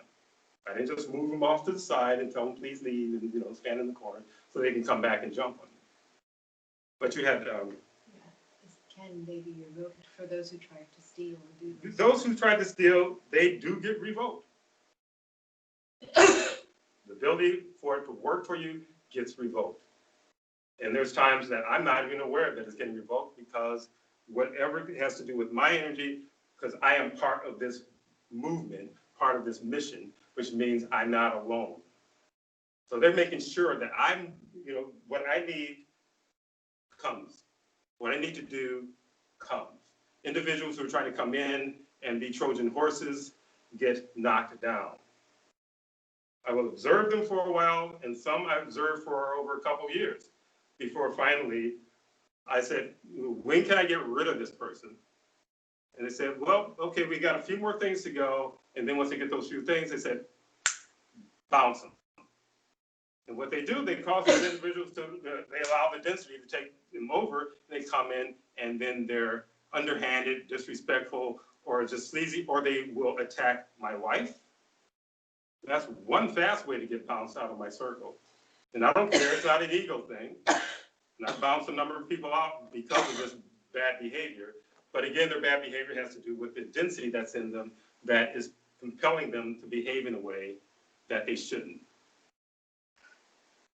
So yeah, whatever I give to you, if you decide that you're not going to be, proper within the zone, and no one's talking about coming and genuflecting and, and throwing reeds and, crap like that, it's about being proper within the movement. If you want an ego, trip and stand there with your Superman thing or whatever, like some fucking idiot, they're going to evoke everything that I give you. They will do it before I get to you. But everybody who's still experiencing it means that you're in the lane. I don't ask for ridiculous stuff. But one other thing, do never mix New Age with what I teach you. Never. That's one way to get your stuff hacked and revoked also. Because New Age doesn't work. Okay. That leads to the next question. It's about, could you share your perspective about what being put in a box is, or common perceptions of putting you in a box, how people have done that? Oh, okay. Yeah, we're talking about box, we're talking about compartmentalization, we're talking about just the system, how it works. Everything has to be in a box. School systems are good for that, and all the other institutions are good for that. I don't need to list them all again. They're good for telling you this is all you do, and this is what defines you. So individuals who are define themselves, I'm a lawyer, I'm defined by being a lawyer. Or even individuals, I'm an artist, I'm defined by being an artist. And then you have all these other individuals who are in boxes who look at you and your box, and they say, oh, you're the artist box. All you do is artwork. I used to have individuals that, my business, illustration, design, and, in advertising, I would have someone who didn't know much about art, but said, oh, you're an artist. Well, look at that sunset. Don't you want to go and paint it right now? I go, no. They go, really? I thought that's what artists want to do. Every time they see a pretty scene, they want to whip out their paints and start painting. That's compartmentalization. That's like limited thinking. So when I've talked to clients that talk about expansive thinking, and they have a real struggle with it, and for me, it's logical because ever since I was a little kid, that's the only way I could think. I looked at everything. So when adults were acting a fool, I'm an 8-year-old going, this adult's acting a fool. I think they can solve this issue by just doing this, that, and so on and so forth. It was very, very logical. But because they are programmed to be tunnel vision, they can only see what's standing in front of them. They can't see that there are other ways of dealing with an issue. Or you're taught that these are the ways to deal with this issue, this set of things. And the best way to realize that it's a bunch of bullcrap is if you pay attention, and you're old enough, and you pay attention to what you heard 20, 30 years ago, and see what they're saying now, where they keep changing everything. But when they change it, this is the edict. This is what you're supposed to do. So you wait for them to tell you to change it up instead of figuring it out for yourself. That's something weird about that. Doesn't make any sense. I'm not going to follow that. And I don't have to tell everybody, because one of the things we love to do, because our innate desire is to express ourselves as we express ourselves in Supreme Consciousness universe. There's no one to be afraid of there. So if I'm sharing something, say, wow, that's interesting. You know, you may have enlightened me about something. Let me share something with you, back and forth. In other words, like I share something with them, oh, you're crazy. That's not Supreme Consciousness universe. That's somebody who's shut down. NPCs or whatever you want to call them. Programs. So did I get that? Okay, I think I answered that, right? Okay.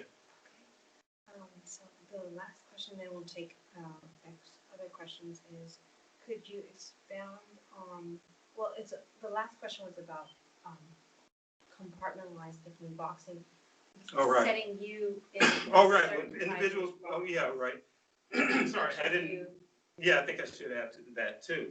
And I kind of alluded to it a bit, that individuals want to put me in a box because they're not allowed to be free thinkers. So if it doesn't fit in the box, I don't know what to say, because I haven't been told that this exists yet by the so-called right authorities.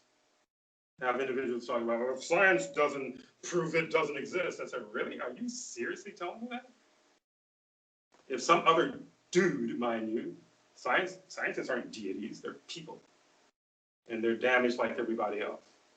They follow the protocol like damn near everybody else. So again,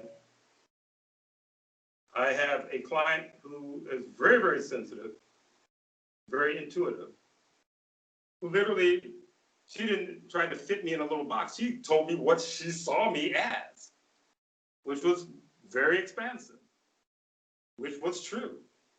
You know, if you want to find out what it is, you have to go to the website and read it, because, you know, I don't remember it all by verbatim, but she really knew what I was doing. And it wasn't in this little box. She said he's a bit of everything. Oh, Ms. A remembers. Yeah, I hope Shalita doesn't mind, but Shalita has been very intuitive. The more sessions she had, she was able to tap into what she does. A lot of people would give Chief compliments, but it's more a compliment based off of what they experienced. Thank you for helping me. Thank you for doing this and that. She said, you know, when I see you helping me, when I see you, you're a therapist, you're a physical healer, you're a psychiatrist, you are like a life coach or something. Life coach. She said you are and you know, you work with energy and all those different things. But she just named different types, and she said all lumped up into one. Someone who is you said. Well, so it's literally the true form of what you consider holistic approach to balancing someone's life, which you can say healing, because I connect everything. So I likened it, we've used a number of little examples for what people who are supposedly doing healing, or even like Reiki and so on and so forth, where they can actually move energy and whatever. But they're working, it's like a canvas that's, you know, 4 by 4 feet, you know, in square. But the person comes in, I have this problem, and the painting is like, you know, a person. I have this problem with my wrist. So the person comes in, and then they do this operation on this wrist. And it's clean now, it's clean. But the canvas is covered with this ooze stuff. So once they fix and clean that part, they back off. And guess what? The ooze just starts to just spread back into the area. So if someone tells me I got an issue with my wrist, I don't look at just the wrist. Or if I look at the wrist, I start to track the source of the problem that's causing the problem in the wrist. And I need more, I'm sorry. that's causing the problem in the, in the wrist, which means that now it's not a process of squeaky cleaning one little area that's going to become filthy again. I literally do the process of a full cleansing and clearing of the whole canvas, which means it takes more time, but by the time it's finished, I've cleared everything that's affecting that issue. So it sticks as long as a person's mind understands that this is a reality, this is what's happening. Again, they never go back. If they go backwards, they never go all the way backwards, because when I pull something off, I delete it for good. It's permanently deleted. But if someone wants to interject some New Age business in it, guess what? You're bringing the garbage of New Age in, and then you're covering your body with New Age garbage. Then you have some other problem going on, or some other problem going on. And when they start to try to just pigeonhole me into, well, you just do energy work or whatever, they're not getting it. Their minds are getting in the way. If you can open your mind up to realize there's a lot of things, as you know, because nobody knows everything. There's a lot of things to learn. There's a lot of new things to learn, and you don't need somebody to tell you what you see exists or what you feel is real when you feel it. But if you're not sure of what you're feeling, you talk to me, and I'll tell you what you're feeling. I won't tell you you're crazy. So, okay. Well, thank you. You're welcome. So You can go with the next question. the next question, last question before we ask anyone if they have a final question, unless, does anyone have another question, or I'll just continue with the list? I guess not. Okay. The last question is, could you expound on the concept of soul selling or contracts, and do you know how to break them? All right. Oh, wow. I don't know how many of you have, have heard this whole issue around soul selling. You can just raise a hand or something to say, just, see if that's. They're raising. Okay, yeah. So this is very, very real. And this is stuff that I was introduced to even when I was a little kid, having to do with my father, who believed that my grandfather, his father, had sold his soul. And he had these, interesting stories. But there's levels of soul selling also, where people would sell their soul and end up really well off. Or they'll sell someone else's soul, and and as part of a deal, and end up well off. And usually individuals who sell other people's souls are pretty dense anyway, to start with. And many people will sell the souls of their children for prosperity and what have you. So again, hitting a note. So one of the things that I've run into with certain individuals who had a certain amount of success by selling a soul and signing a contract also. They signed a contract. And this one, I think, I think he was just signing contracts. And he sold his soul, yeah. It's almost like selling pieces of it. It's like going to a pawn shop or something and just selling parts of items that belong to you. And he's in his 70s and was hitting the wall, which meant that his contract was up. And he was starting to fall apart. And, he felt like he didn't have that much time left.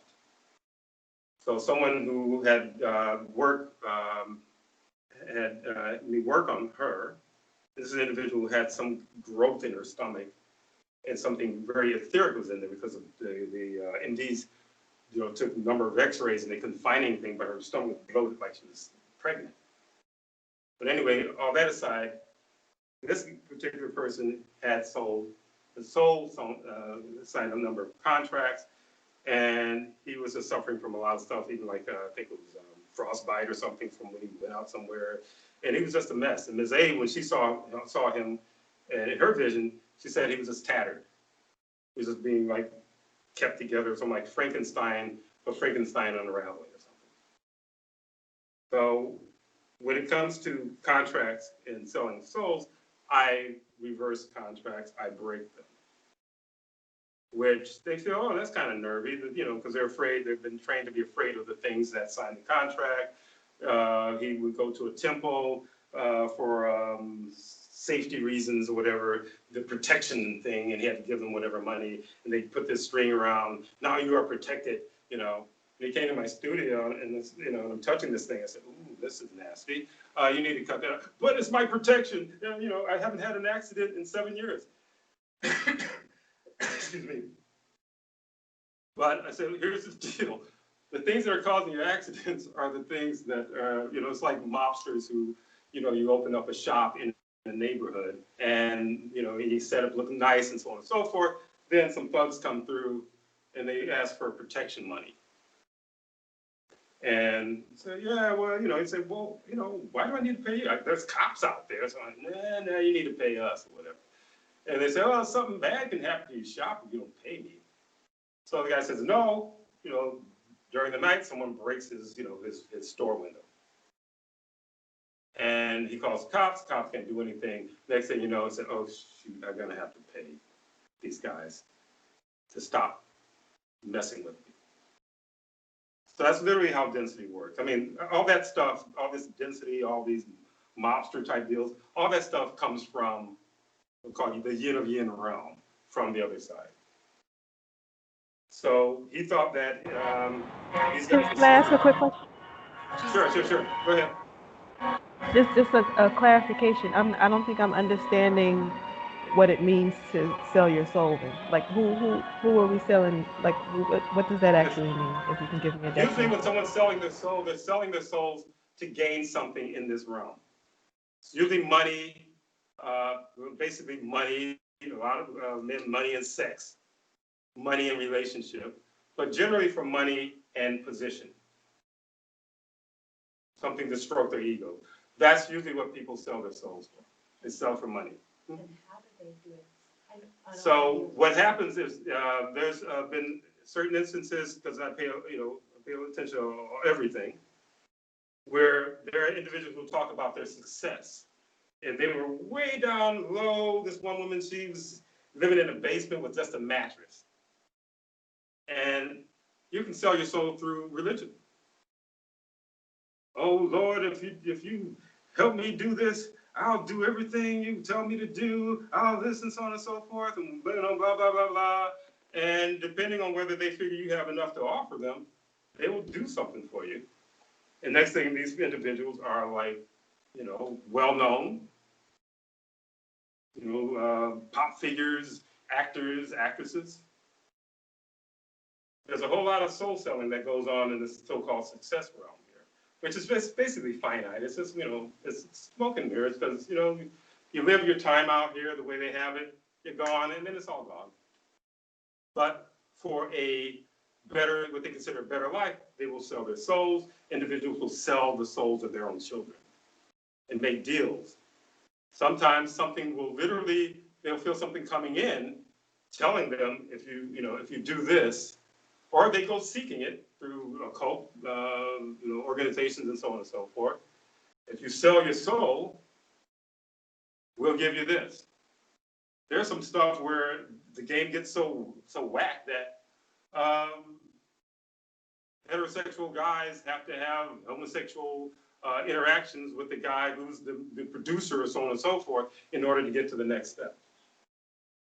Years ago, reading books about, media and starlets and all this stuff, and, and show business in Hollywood and so on and so forth, where those are lower levels of selling souls. The individuals who are actually taking advantage of those individuals who are so-called starlets and actors or whatever have already sold their souls, but they're selling their souls to these individuals who will have a certain type of access to them that really goes against their own self-respect, respect and consideration. So I don't know if that's clear enough, but those are, that's literally not it in a nutshell. There's, again, it's vast how things happen, how things are on the other end. There are individuals who sell their souls just to be the king of their neighborhood. But it depends on how much density things you have to offer. If you have influence, if you're talented, and and you're struggling, and you say, oh please, whatever, I'll do anything to, you know, become successful or whatever. They say, well, this person's pretty successful. I mean, pretty not successful, but they have a really, you know, cool thing. You know, the few people that are actually observing them really like what they're doing. Let's see what they do in a bigger arena. So, oh, they're you know, they're drawing in more people. We'll make a contract. We'll make you a billionaire, boy. You know, you just go out there and you sing this vibration. You sing all this, what is it? It's nonverbal stuff, but subliminal stuff. Do subliminal symbols during your concerts and all this other kind of stuff. And we'll make you a billionaire. Does that, you know, I think that's pretty much, you know, I mean, there I can keep going, but I think that's pretty Yeah, I much. understand. Yeah, I Yeah, understand. Thank you. Yeah. Thank you. And how do you break them? Why does it work? Well, how do I break them? Because I'm not afraid of them. I'm not afraid of the, you know, the contract signers. I lost my fear of these guys, like, you know, a long time ago. But you know why I broke them? I broke them just to harass the density. I don't have to break somebody's contract because they're pretty dense if they're signing contracts anyway. But I did it to harass the density, to bring them out of the shadows. When they come out of the shadows, I take them down. And the person, he's still walking around 2 years later. Others who had it, still walking around 2 years later.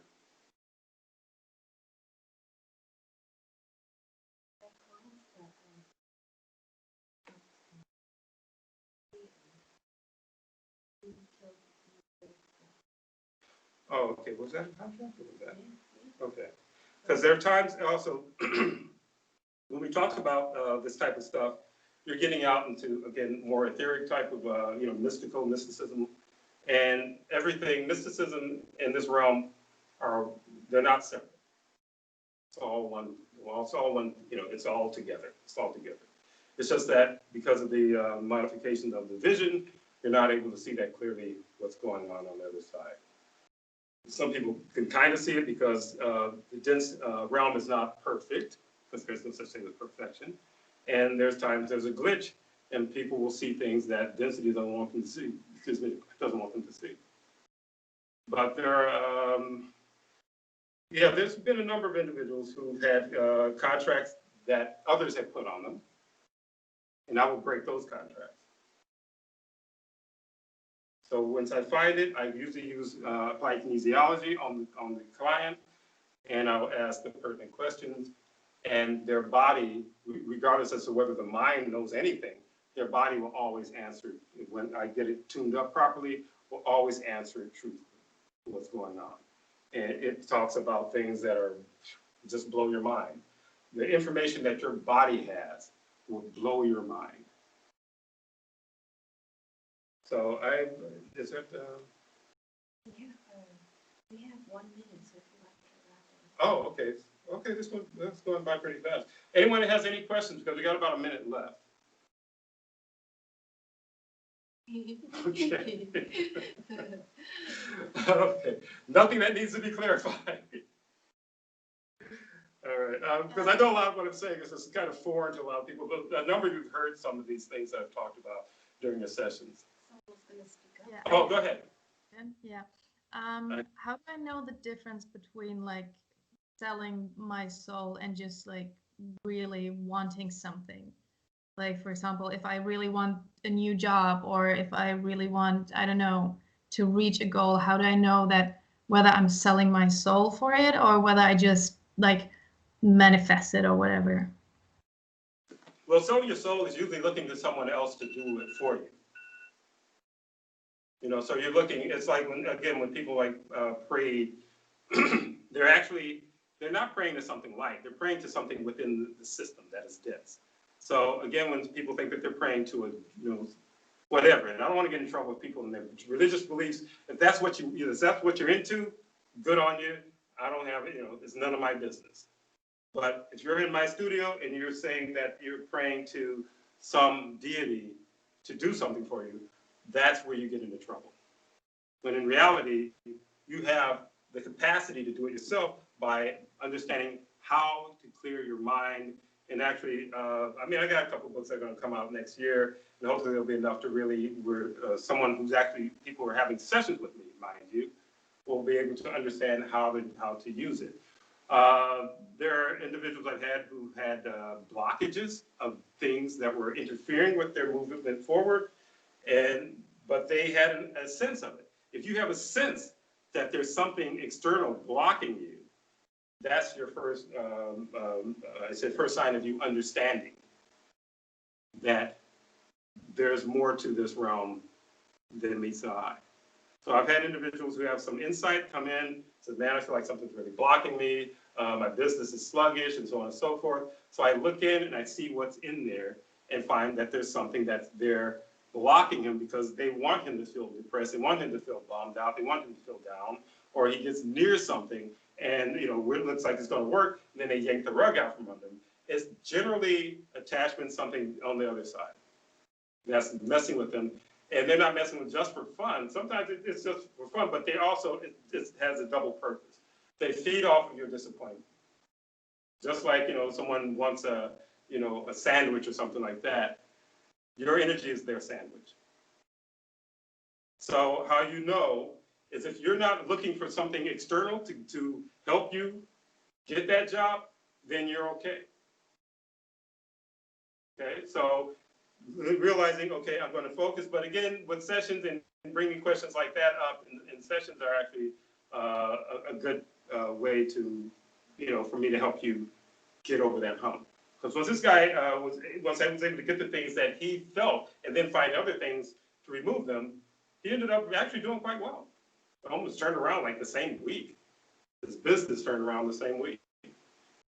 But it had to do with how strongly fixed his mind was and his intent.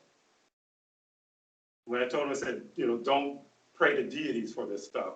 Don't, you know, look at your altar and ask, you know, your ancestors, because your ancestors don't have that kind of juice. Is that good enough? Or Yeah, that's perfect. Thank you. okay. You know, I'm going to decide as to how many forums I'll be having in the year, and we'll let you know when the next one's going to come. It may be sooner than later because we do have some other questions that you know, and also give you a chance to warm up and feel comfortable asking questions too. You know, I know that's important as well. That in the beginning you may feel a little shy about it, about asking questions. But very good questions, and I think this went well. I hope it did. Anyway. So we're going to sign up because the alarm went off. We've gone past the 2-hour mark. And again, thank you so much for joining and your donations and everything. And submitting your questions. Yeah.